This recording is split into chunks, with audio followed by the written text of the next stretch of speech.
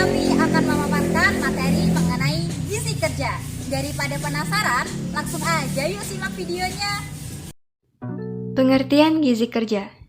Gizi kerja adalah nutrisi yang dibutuhkan tenaga kerja untuk memenuhi kebutuhan tenaga kerja berdasarkan jenis pekerjaan yang ditunjukkan untuk memelihara dan meningkatkan kesehatan, serta mengusahakan daya kerja tenaga kerja yang optimum. Tujuan gizi kerja.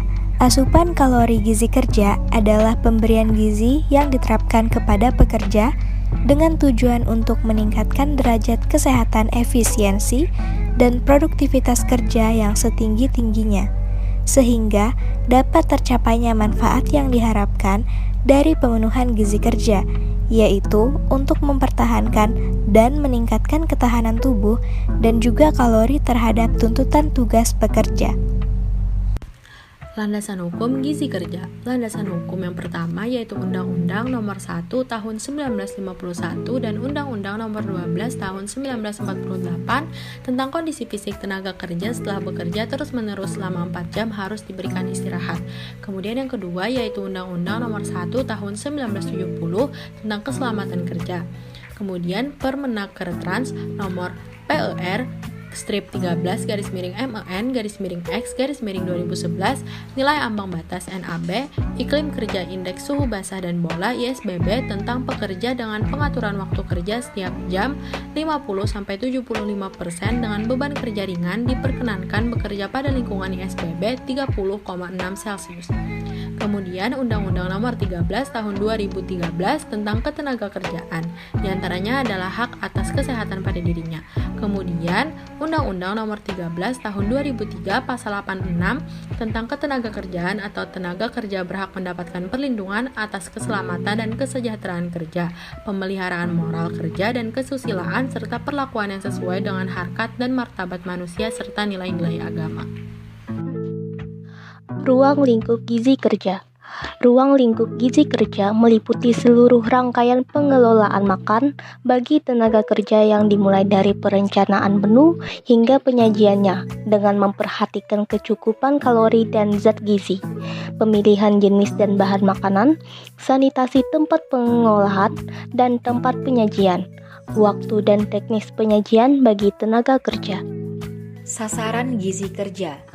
Sasaran dari gizi kerja yaitu kepada para pekerja guna memenuhi status gizinya agar tetap optimal.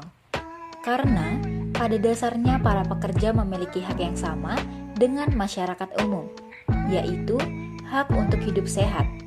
Status kesehatan dan para tenaga kerja adalah hal yang menunjukkan hubungan penting dan tidak bisa dipisahkan satu sama lain. Salah satunya dalam hal pemenuhan gizi kerja agar dapat meningkatkan efisiensi serta produktivitas kerja mereka. Perencanaan menu gizi kerja. Yang pertama, membentuk tim kerja untuk menetapkan macam menu. Yang kedua, menetapkan siklus menu dan kurun waktu penggunaan menu.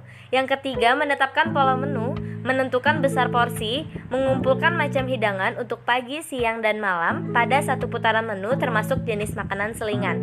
Dan yang terakhir, merancang format menu, melakukan penilaian menu dan merevisi menu, serta melakukan tes awal menu. Faktor yang mempengaruhi gizi kerja. Pertama, usia.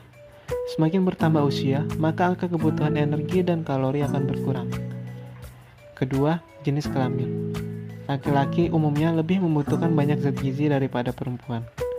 Ketiga, jenis makanan yang dikonsumsi. Konsumsi pangan yang cukup dan sehat akan membentuk status gizi yang baik dan sebaliknya. Keempat, kebiasaan makan. Kebiasaan makan yang buruk seperti faktor fadisme dapat menyebabkan tubuh tidak memperoleh zat gizi yang cukup. Kelima, status ekonomi. Untuk mendapatkan kualitas makanan yang baik memang memerlukan uang yang besar. Keenam, lingkungan kerja. Faktor lingkungan kerja meliputi tekanan panas, pengaruh kronis bahan kimia, parisat dan mikroorganisme, faktor psikologis, dan kesejahteraan. 7. Kapasitas kerja. Kapasitas kerja yaitu kemampuan seseorang dalam menjalankan pekerjaan tersebut. Semakin berat pekerjaan, maka semakin besar energi dan kalori yang dibutuhkan. Berdasarkan penjabaran di atas, dapat kita simpulkan bahwa gizi kerja merupakan nutrisi yang sangat dibutuhkan tenaga kerja untuk memenuhi kebutuhan tenaga kerja berdasarkan jenis pekerjaan yang ditujukan untuk memelihara dan meningkatkan kesehatan serta mengusahakan daya kerja tenaga kerja yang optimum. Sekian dari kami, semoga bermanfaat. Wassalamualaikum warahmatullahi wabarakatuh.